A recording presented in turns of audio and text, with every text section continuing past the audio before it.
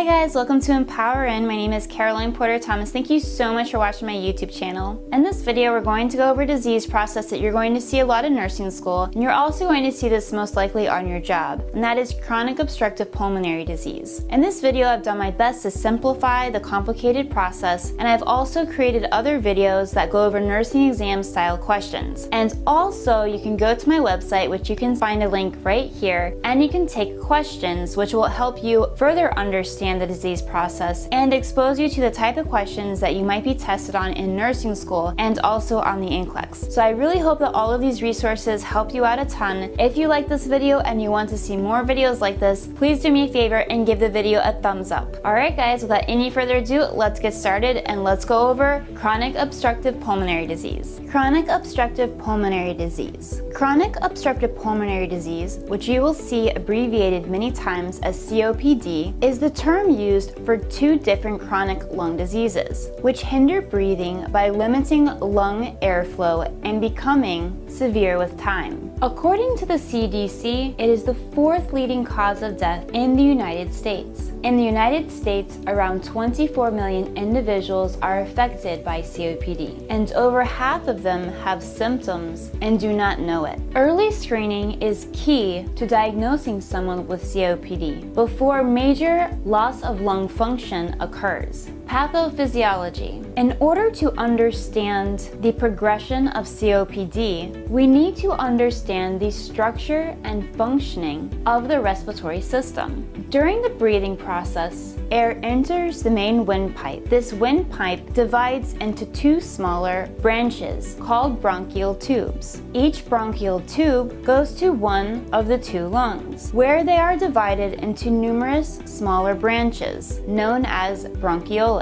Bronchioles are fine branches with tiny air sacs at the end. These balloon-like air sacs are called alveoli. During inhalation, alveoli stretches and fills with air, and during exhalation, they shrink again. Alveoli are surrounded with a network of tiny blood capillaries, which is the main site of gaseous exchange in the respiratory system. When the inhaled air reaches the alveoli, oxygen is transferred to the blood capillaries through the alveolar walls, and carbon dioxide is removed from the blood and transferred to the air sacs to be exhaled out of the body. And there you have the normal breathing process. In the case of COPD, some changes in the respiratory tract cause the volume of inhaled and exhaled air to be reduced. These changes can be one or more of the following: clogging of air passages due to mucus, inflammation or thickening of the walls of air passages, damaged alveolar walls, and alveoli in air passages losing the ability to stretch. There are two types of COPD that may cause these damages: emphysema and chronic bronchitis. In the case of emphysema, the main damage takes place in the alveolar walls. When the walls between the different alveoli are destroyed, the alveoli lose shape, and it also results in larger and fewer air sacs instead of many tiny ones. This reduces the total surface area for gaseous exchange. The lungs reduce their efficiency, and the volume of air exchanged is decreased. In the case of chronic bronchitis, the lining of air passages are clogged with mucus or phlegm due to chronic inflammation, irritation, and swelling. This hinders breathing. It is common for both emphysema and chronic bronchitis to occur together, which is why generally the term COPD is used for both.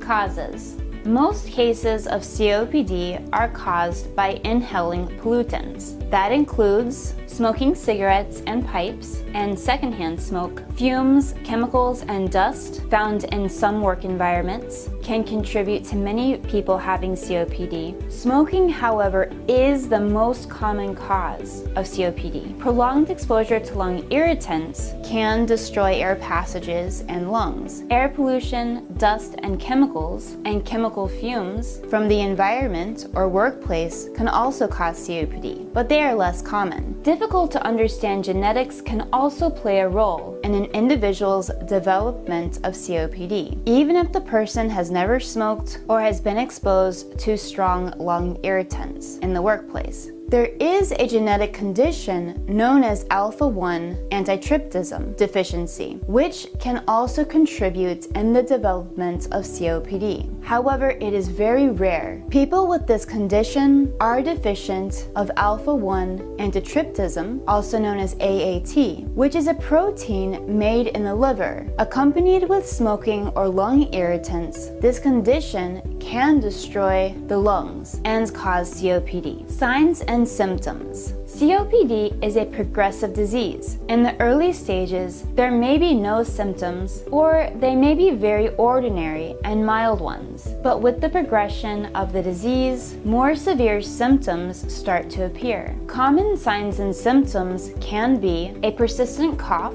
for 3 or more months, accompanied with the production of thick mucus, which gets worse during the early mornings. Dyspnea, which is a medical term that means shortness of breath, especially during physically demanding activities. Frequent respiratory infections like flus, colds, and pneumonia, tightness in the chest, wheezing, and fatigue. Advanced COPD symptoms can include difficulty with talking and breathing at the same time, fevers and headaches due to high carbon dioxide levels in the blood, cyanosis, which is a bluish or grayish colored lips or fingernails. This is due to low oxygen levels in the blood, and a barreled chest-like appearance. Swollen feet and ankles, weight loss, lack of mental alertness, and clubbing of the fingers. Diagnosis. Diagnosis of COPD is done by a specialist using test results, physical examinations, medical history of the family, and other relative data gathered through questioning the patient. Spirometry. Spirometry is a painless test used to confirm the presence of COPD. For this test, a spirometer is used to find out the volume of air inhaled and exhaled by the person and how fast the air moves in and out of the lungs. The doctor may also suggest other tests, including chest CT scans and X-rays, to help provide visual pictures of the lungs and see if they show any signs of COPD, if any. An arterial blood gas could also be done. It is a blood test to measure the level of oxygen in the blood. It helps determine the severity of COPD and whether oxygen therapy is required or not. Treatment. The damage is irreversible, but medications and changing lifestyle can slow down the progression of the disease and help the patient live a normal life. Things like quitting smoking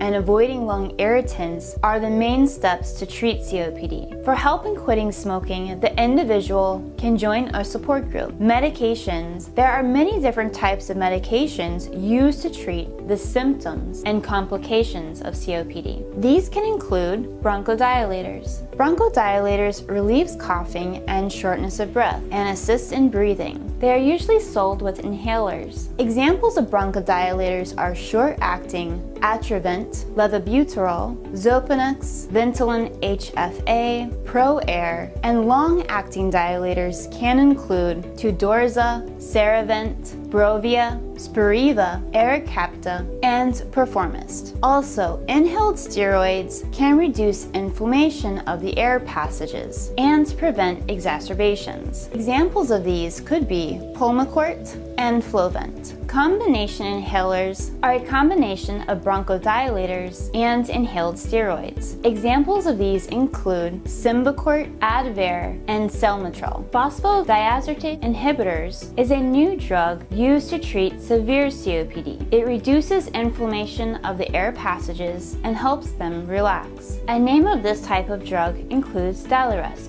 Theophylline is an inexpensive medication that prevents exacerbations and makes breathing easier. It can have side effects such as rapid heart rate, tremors, and nausea. Oral steroids help prevent further damage and moderate or severe acute exacerbations of COPD. Oral steroids may exhibit serious side effects such as diabetes, weight gain, cataracts, osteoporosis, and vulnerability to infections. Antibiotics are used to treat acute exacerbations by fighting respiratory infections. including acute bronchitis, influenza, and pneumonia, which can otherwise intensify COPD manifestations. Lung therapies. Patients with moderate or severe COPD may require additional therapies, such as supplemental oxygen. Supplemental oxygen is given to patients with low oxygen levels in the blood. There are several lightweight portable devices available on the market that are used to provide oxygen to the lungs. It is the only COPD therapy proven to extend life and improve quality of life. Pulmonary rehabilitation program may also be an option. It is based on a combination of education, nutrition advice, exercise training, and counseling to fulfill every COPD patient's individual requirements. The program may help reduce hospitalization periods and enable clients to live more active lives and improve their quality of life.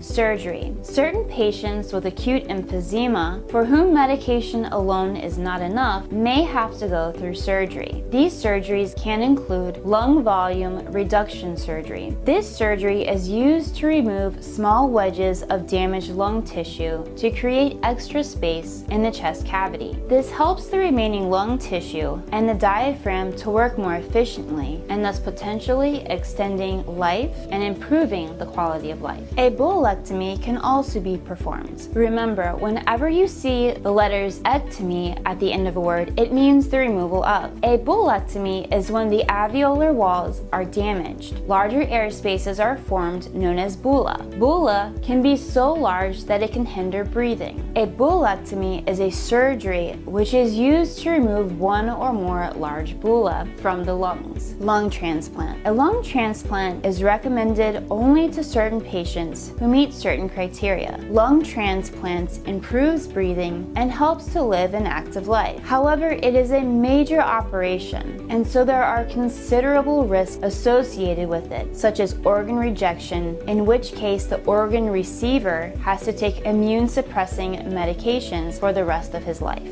Prevention. Prevention is always better than the cure. The main cause of COPD is smoking, so the best prevention of COPD is to never start smoking or to quit as soon as possible. In the case of difficulty quitting smoking, you can advise your patient to consult the doctor about products or programs that can help them quit. Another preventative measure is avoidance of lung irritants, such as air pollutants, secondhand smoke, dust, chemicals, and fumes. When the disease progresses, it is important for the nurse to inform the patient when he or she should call 911 for help. Advise them to call when they can't walk and talk at the same time, or when they can't walk or talk in general, when their heart beats very fast or has an irregular beat, if their lips or fingernails turn blue, if he breathes fast and hard, even when on medications. Alright guys, I really hope that you enjoyed that video going over COPD. Like I mentioned before, we're going to go over a nursing exam or NCLEX style questions in video format. But remember to make sure you go to the website, which you can find a link right here, and you can take the nursing exam or NCLEX style quiz right away. Alright, I cannot wait to see you guys in the next video, and also again, please do me a favor and give this video a thumbs up if you like this video, if it helped you out at all, or if any of my videos have helped you out at all. And also remember to leave a video request if you have any so that I can make sure I create videos that you need. Alright, I love you guys so much. I'll talk to you soon. Bye.